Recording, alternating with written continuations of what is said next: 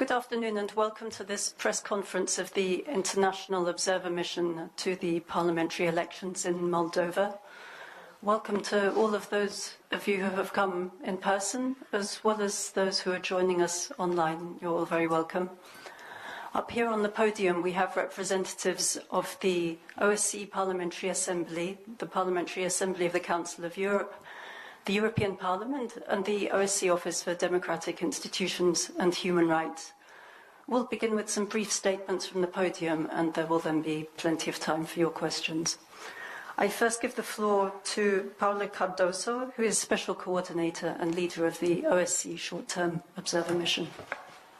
Thank you, Katia. Dear ladies and gentlemen, dear representatives of the media, welcome and thank you all for attending our press conference. My name is Paula Cardoso. I am a member of Parliament of Portugal and serve as the head of delegation of Portugal to the OSCE Parliamentary Assembly, as well as rapporteur of the Assembly's General Committee on Economic Affairs, Science, Technology and Environment. I am addressing you today in my capacity as Special Coordinator and leader of the OSCE Short-Term Observer Mission to the 2025 parliamentary elections in Moldova. I would like to warmly thank you, my colleagues present here, Jillian Stirk, leading the OSCE ODIHR Mission, Chris Said, heading the delegation from the Parliamentary Assembly of the Council of Europe, Michael Gahler, head of the European Parliament delegation, and last but not the least, dear colleague Linnéa Wickman, heading the delegation of the OSCE Parliamentary Assembly for a constructive and fruitful cooperation during this mission. Our International Election Observer Mission was truly a joint effort and comprehensive undertaking. The high number of international observers present on occasion of these elections testifies to the strong support of the international community to Moldova and its people. Indeed, our joint mission was composed by 391 observers from 50 countries deployed throughout the country on election day, including 245 ODIHR observers and experts, 108 parliamentary observers from the OSCE PA, 24 from PACE, and 14 from the European Parliament. I would like to thank everyone who was present on the ground observing these important elections, both yesterday, but also those who have been conducting a long-term and qualitative monitoring since the start of the election process. Our joint report on the elections is based on our observers' election day assessments combined together, as well as on the long-term and qualitative monitoring performed by the ODIHR. We will now present to you the main conclusions and findings of our joint International Election Observers Mission. Our complete statement will be available to you all shortly. The 28th September 2025 parliamentary elections in Moldova were competitive and offered voters a clear choice among political alternatives, but the process was marred by serious cases of foreign interference, illicit financing, cyber attacks, and widespread disinformation. The legal framework was strengthened to protect against election corruption and provides a sound basis for conducting democratic elections, although legislative changes shortly before the elections impact legal certainty. The election administration managed preparations professionally and efficiently. However, some decisions along partisan lines by the Central Election Commission on contentious issues brought into question its impartiality. Decisions in the 2 days before elections on the ineligibility of two parties based on allegations of illicit funding limited their right to effective remedy. In a highly polarized environment, contestants campaigned freely throughout the country. Despite law enforcement efforts, extensive vote-buying schemes to influence voters were credibly identified. Extensive disinformation on social networks, partisan coverage in mass media, and limited investigative and analytical reporting hindered voters' ability to make an informed decision. Election day was well prepared, orderly, and transparent, and the process assists positively to the EAOM observers. This is the overall picture. It is evident, including through the strong presence of our international observers throughout the country yesterday, that this year's parliamentary elections have taken place at a crucial time for Moldova. The elections were widely seen as decisive for Moldova's continued European Union integration process. The elections and campaign were framed by a polarized political environment and deep divisions around the country's geopolitical orientation. Furthermore, yesterday's parliamentary elections demonstrated a high level of commitment to democracy amid unprecedented hybrid threats come from Russia. From illicit funding funneled through shadow networks to relentless information campaigns, eroding public trust and brazen cybersecurity incidents designed to sow chaos, these tactics sought to manipulate Moldova's democracy and sovereignty. Yet, the nation's democratic tenacity prevailed and helped to ensure the integrity of the vote.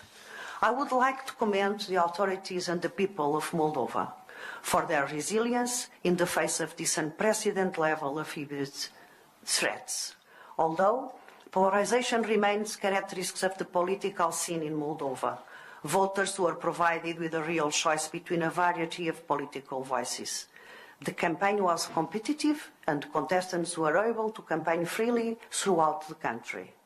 We note that decisions of the CEC and the court to revoke two parts' eligibility in the last days before the elections undermined the legal certainty of the contestants' status and limited their right to seek effective remedy.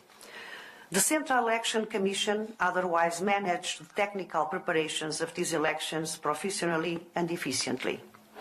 This was further reflected on election day, as our observers assessed the voting process positively in 90% of the 1,314 polling stations they have visited, which represents nearly half of the polling stations of the country.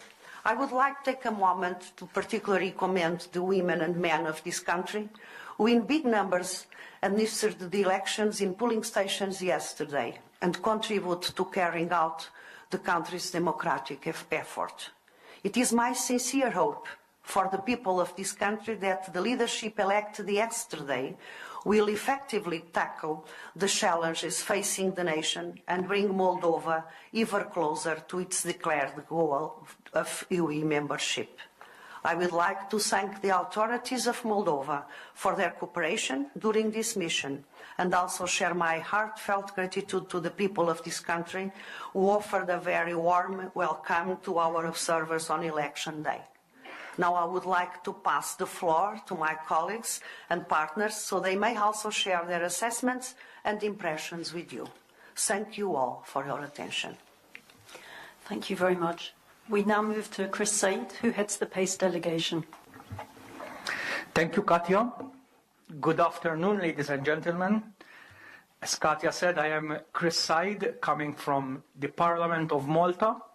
I am also a representative of Malta at the Assembly of the Council of Europe, and I was here as the head of the Parliamentary Assembly of the Council of Europe delegation.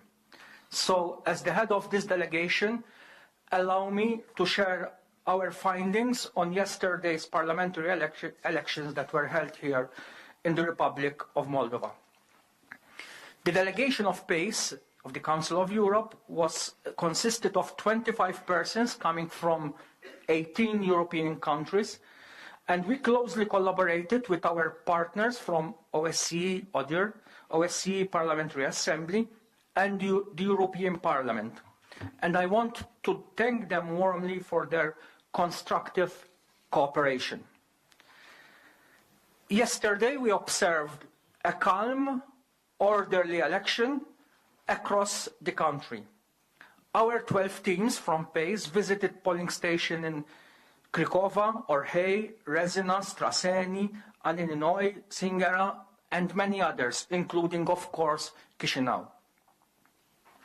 We commend the electoral authorities for a well-run process and the people of Moldova for their calm, civic-minded participation. Voters had a broad choice, even if inclusiveness suffered. Last minute, the registration of candidates and persistent obstacles for voters from the left bank of the Dnistru River may have discouraged some voters from coming to the polls. We urge all institutions to safeguard pluralism and equal participation so that every citizen's voice is heard in future elections.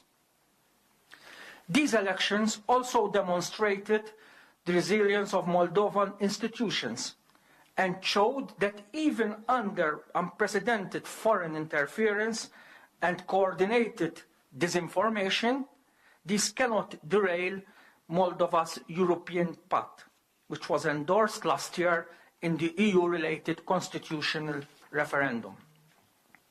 The wider context matters. These elections unfolded under sustained hybrid pressure, coordinated online manipulation, targeted institutions and voters, amplifying narratives aimed at derailing Moldova's pro-European course and risking wider destabilization in the region. The campaign blended disinformation with inauthentic accounts, with illicit financing, including paid protest and vote-buying schemes linked to Russian-backed oligarch Ilyan Shor, as well as cyber incidents. It also worked to seed doubt about results even before the election day. On election day, the destabilization continued, including bomb threats against polling stations in Moldova and abroad. Despite this, the process held.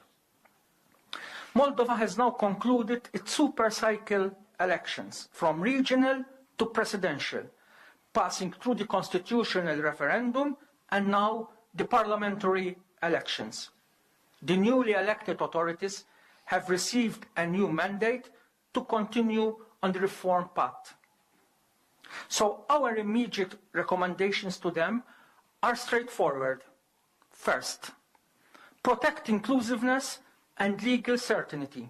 So avoid legal amendments short time before the electoral period, as well as last-minute deregistrations, and also ensure timely, effective remedies for contestants and voters.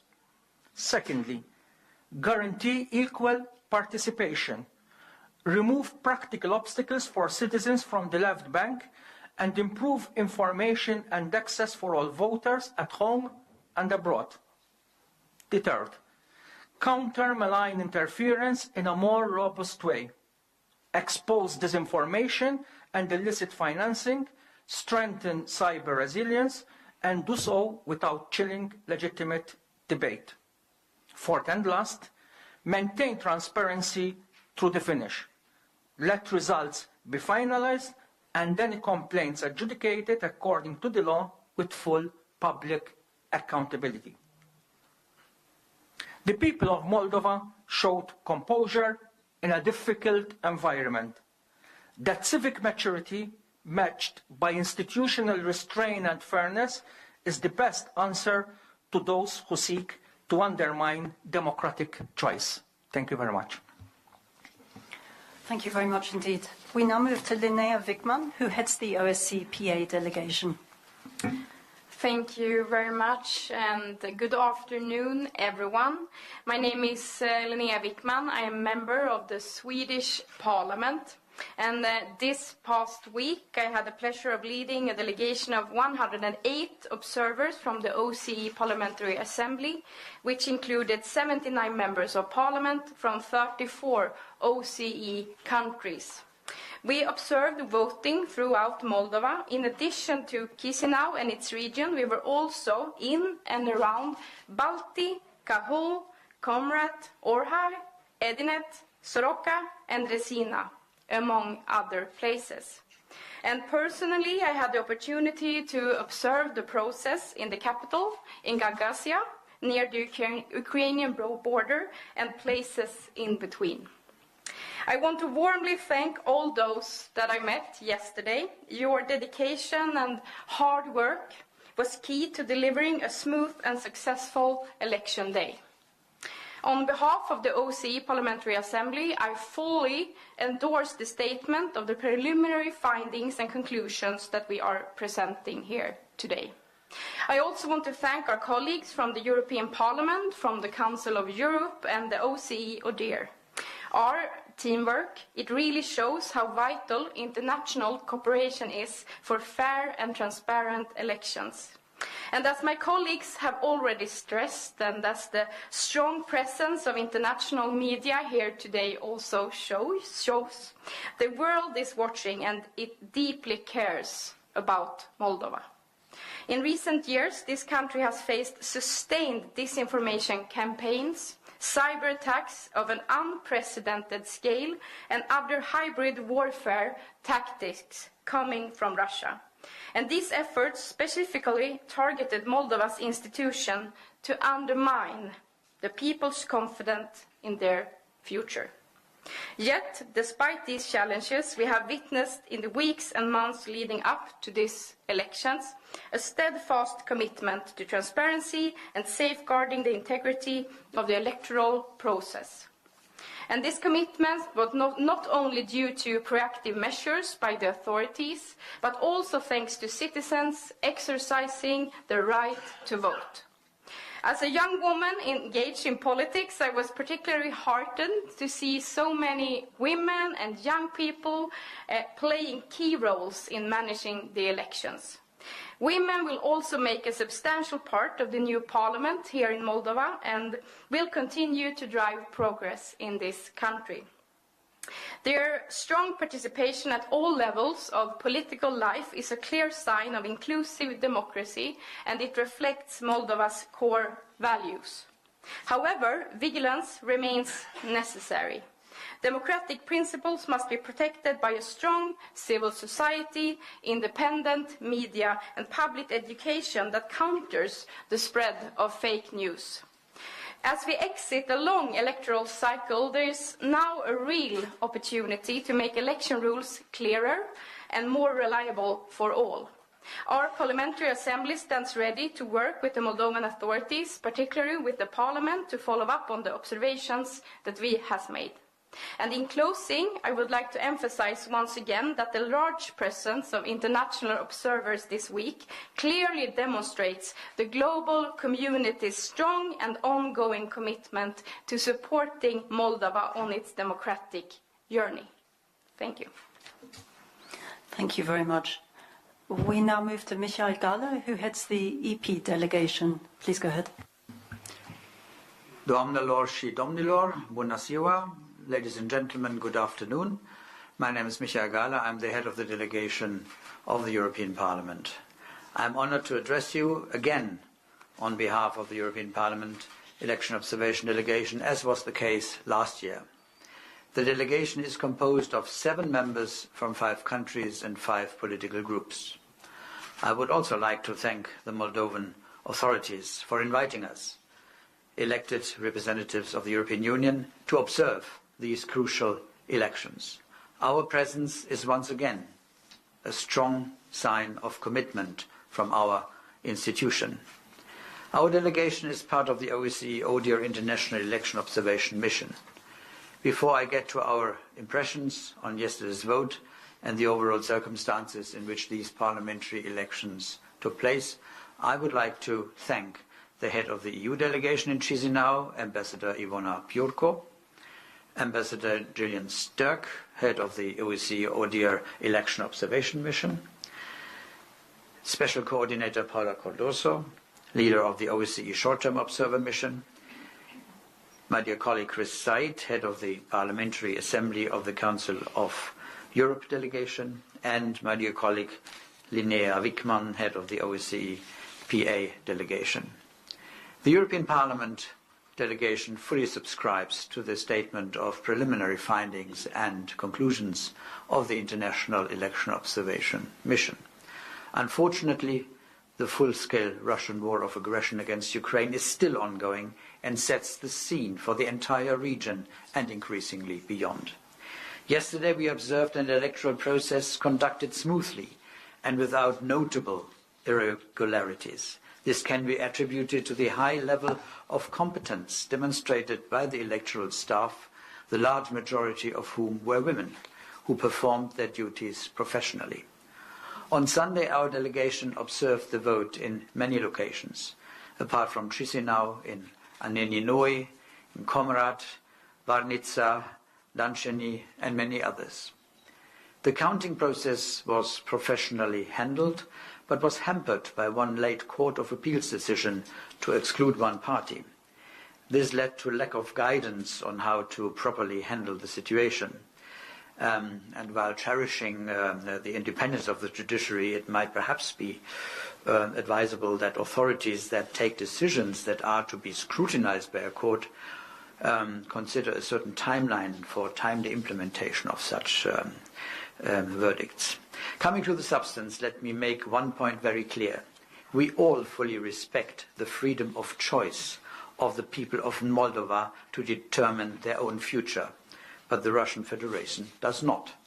In the run-up to this election, they have interfered at an unprecedented scale with cyber attacks, disinformation campaigns, intimidation and illicit financing and vote-buying schemes, all this with a clear objective to substantially alter the results of the elections. Yet again, they failed. Once again, the people of Moldova confirmed their European choice, just as they did a year ago in presidential elections and in the referendum, just as they did in parliamentary elections back in 2021. My institution, the European Parliament, remains fully committed to actively pursue this EU enlargement process. After all, enlargement is also increasingly a geostrategic answer to the threats that Russia poses to all of us. Last but not least, I wish to commend the determined and measured pushback by the Moldovan authorities against the malign and unprecedented election interference by Russia and its local proxies. So much has been thrown at you, and yet you stand. Thank you very much for your attention. Mulțumesc. Thank you very much. And last but not least, we move to Jillian Stirk, who heads ODIHR's Election Observation Mission. Thank you, Katja. Good afternoon, and my thanks, first of all, to the Moldovan authorities for the invitation to observe these elections and for their very warm welcome and openness throughout our cooperation. I would also like to thank the Special Co-ordinator for the International Election Observation Mission, Ms. Paula Cardoso, for her leadership, as well as the heads of the three parliamentary delegations, the OSCE PA, the Parliamentary Assembly of the Council of Europe, and the European Parliament. If I may, I would like to start with a little history. 25 years ago, the OSCE participating states signed the Copenhagen document, which notes the commitment expressed by all participating states to the ideals of democracy and political pluralism, as well as their common determination to build democratic societies based on free elections and the rule of law. We see clearly today those principles in practice and that they are as relevant now as they were then. ODIHR has observed more than 450 elections across the OSCE region. Its election observation methodology measures elections against these Copenhagen commitments, as well as other international standards for democratic elections and national laws. In the course of the 6 weeks we have been in the country, our team of experts has heard many different views from representatives of political parties, candidates, institutions, including the election administration and the courts, and also civil society and media representatives. We've analyzed the legal framework, the election administration, voter and candidate registration, campaign and campaign finance, media, including social media, and election dispute resolution. One of the key elements of ODIHR's election observation is our long-term presence. In Moldova, 30 long-term observers have been deployed across the country, complementing the work of our core team of experts based here in Chisinau. And since last week, more than 200 short-term observers, along with parliamentarians, have been deployed across the country to assess voting procedures, including counting and tabulation. Altogether, we totaled more than 400 observers on election day. So let me just take a few moments now to tell you about some of our findings. The elections took place in a polarized political environment, but nevertheless were competitive and offered voters a clear choice. The Central Election Commission managed the elections professionally and efficiently, and the legal framework provides a sound basis for conducting democratic elections in line with international standards. The 2022 Electoral Code and later changes to it included key improvements such as clearer definitions of electoral corruption, tougher penalties, and better regulation of campaign finance. However, some legislative changes, including shortly before these elections, impacted legal certainty and the stability of electoral legislation. There are also some ODIHR recommendations that remain outstanding. These include clearer and more comprehensive provisions on the misuse of administrative resources, removing limitations to voting rights for people with intellectual or psychosocial disabilities, the extension of campaign finance regulation to third parties and online activities, and ensuring dispute resolution related to candidate registration is concluded before the start of the campaign. Further work in this area will contribute to strengthening the resilience of institutions and greater transparency. The election authorities were transparent in their work, with sessions open to observers and the media and streamed online. However, as a politically appointed body, its impartiality and independence were occasionally undermined by decisions made along partisan lines on some controversial issues. The decisions taken by the Central Election Commission and the courts to limit the activities of two contestants based on evidence of corruption in the final days of the campaign generated accusations of political bias and did not provide sufficient time for a legal remedy. Although the elections were competitive and offered voters a clear choice, regrettably, the campaign was marred by hybrid threats, including illegal financing, disinformation, and cybersecurity attacks. Our observation mission included dedicated resources to monitor social media and to assess the response of the authorities, which included a whole-of-society approach to building resilience. Faced with a wave of disinformation, I would like to underline that the Moldovan authorities took a wide range of measures to address the threats, although some further coordination of these efforts would enhance their impact. In the area of online media, there is room for greater transparency in the decision-making process to block certain channels accused of spreading disinformation. While the media environment is diverse and pluralistic, ODIHR's comprehensive media monitoring found that both private and public broadcasters showed some political bias and refrained from investigative and analytical reporting. This, together with the wave of disinformation, which included polarizing and false narratives on social networks, hindered voters from making an informed decision on election day. Our long-term observers deployed throughout the country observed election preparations and campaign activities. They noted that during the campaign, candidates were able to campaign freely, and although there were at times allegations of misuse of public resources and related complaints, these claims our observers heard were largely unsubstantiated. In closing, I would like to say throughout the election process, Moldova has shown impressive resilience to the hybrid threats it has faced. While there's still work to be done, the reforms that have been introduced show determination to build a strong democracy for the people of this country. ODIHR's final report on the elections will offer recommendations, and ODIHR stands ready to offer its support to the government in its commitment to democratic reform. I'd just like to conclude by thanking the whole team working here with me in Chisinau, our observers deployed across the country, and my particular gratitude goes to our local staff, without whom our observation would not have been possible. Thank you, and I look forward to your questions. Thank you very much, and thanks to everybody for your attention. There's time now for your questions. I'd just like to emphasize that although you're all very welcome here today, this is a press conference and we will only be taking questions from journalists. I'd therefore be grateful if you could begin by introducing yourself and your media outlet before putting your question. We do have translation here, so you're welcome to put your questions in English or Romanian. Are there any questions from the floor here?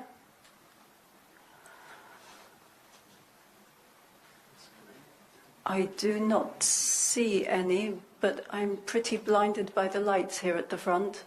Can you wave if you have a question?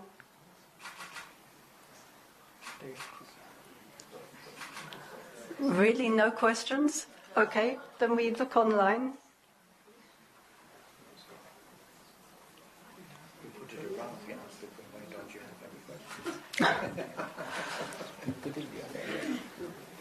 No, there are no questions online. If there is really nothing from the floor, and my colleagues have been so detailed in their statements that there's nothing left to find out, then I thank you for your attention.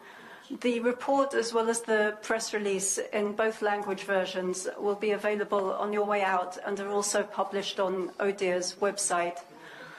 Thanks again for your interest. Wishing you a good afternoon. Well done.